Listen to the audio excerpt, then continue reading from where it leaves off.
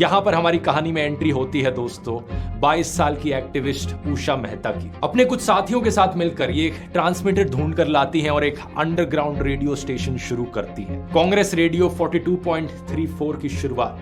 This is the Congress Radio calling on 42.34 meters from somewhere in India.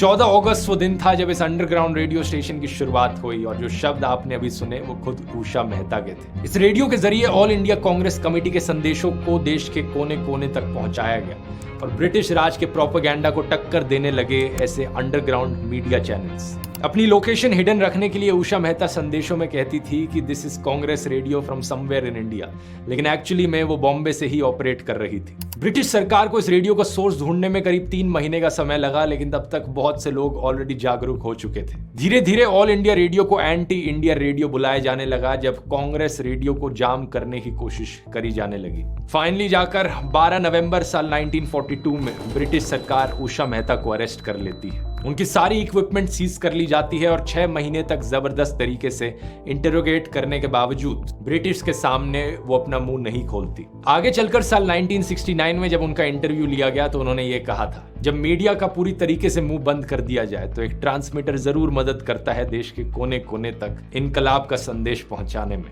जिस वक्त ये movement